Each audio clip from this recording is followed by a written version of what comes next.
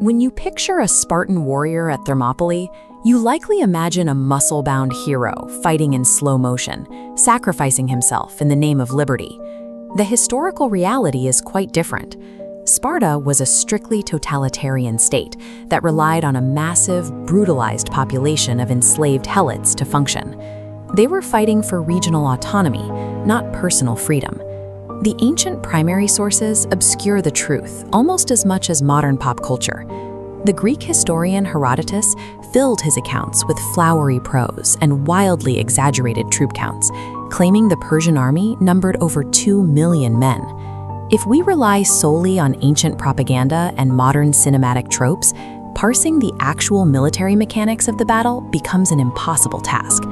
To understand how roughly 5,200 Greeks managed to stall a Persian army of at least 100,000 for 3 days, we have to strip away the myth-making entirely.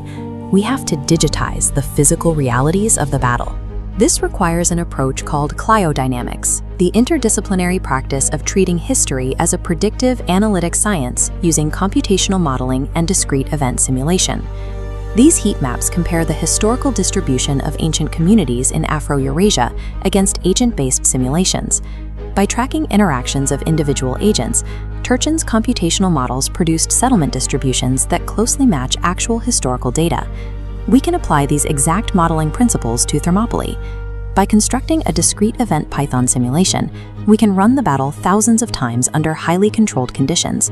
Once a historically accurate baseline simulation is established, we can test counterfactual what-if scenarios. We can use mathematics to prove exactly which variables dictated the outcome. Building the simulation starts with parameterizing the combatants. We convert the historical armor and weapon specifications of both armies into a strict attack and defense matrix. The Greek hoplites possessed superior material science. They wore dense bronze Corinthian helmets that completely protected the head, neck, and face. Their phalanx formation maximized this layered protection. Standing shoulder to shoulder, they interlocked massive wooden shields reinforced with hammered bronze to deflect incoming blows. Because of this heavy bronze armor and extensive military drilling, the Greek hoplites receive a maximum attack and defense score of 5 out of 5 in the simulation's strict matrix. Contrast that with the Persian light infantry. They were trained for swift movement across open terrain, equipped with wicker shields, cloth armor, and short spears. Entering this data into the matrix, the standard Persian infantry receives an attack score of 1 and a defense score of 0. The Greek advantage was a quantifiable asymmetry in material science and armor density. Their equipment was engineered for close-quarters survival. A superior attack and defense matrix is statistically useless if an army of 5,200 is surrounded by an army of 100,000. This map outlines the Greeks' macro strategy to prevent envelopment. They split their forces to hold the Persians simultaneously at Artemisium by sea and at Thermopylae by land. Zooming in on this sketch of the Thermopylae region, we see the topographical feature King Leonidas selected to negate the Persian numbers, the Middle Gate. This natural 15-meter bottleneck was bordered by a steep mountain on one side and the sea on the other. This geographical choke point creates a classic queuing problem. It forced the massive Persian army to break formation and feed narrow, manageable waves of soldiers directly into the heavy Greek phalanx. The terrain acted as a physical algorithm. It mathematically restricted the volume of incoming enemies to exactly match the processing capacity of the Greek frontline. This UML class diagram outlines an early attempt to model the battle by assigning artificial intelligence to visual, object-oriented soldiers. This 3D Unity environment was built to handle the spatial awareness and movement of those distinct troops.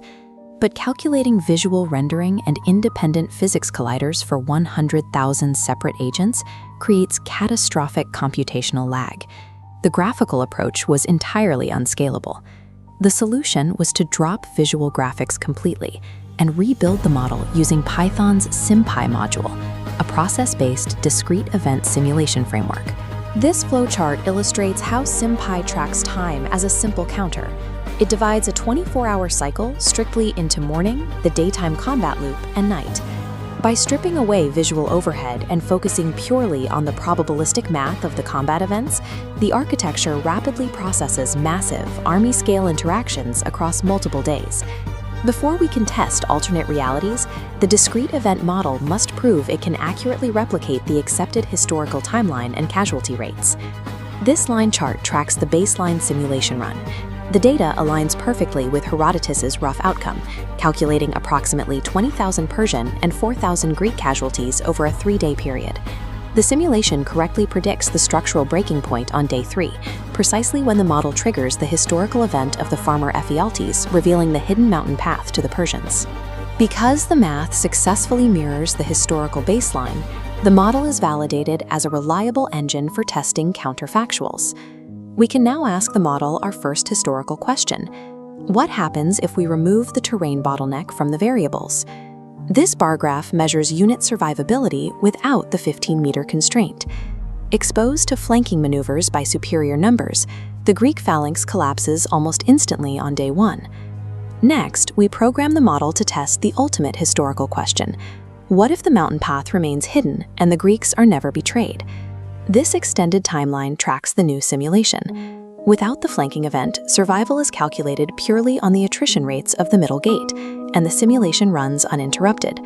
The data proves the immense durability of the phalanx formation. Confined to the narrow pass, they could have stalled the Persian army for significantly longer than 3 days. The model confirms that the outcome of Thermopylae was not decided by courage or cowardice.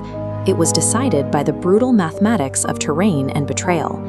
The heroism of the 300 Spartans is a historical fact, but their effectiveness on the battlefield was governed by strict physical and environmental parameters. By digitizing antiquity, we can process millions of individual combat calculations in seconds to map out those parameters.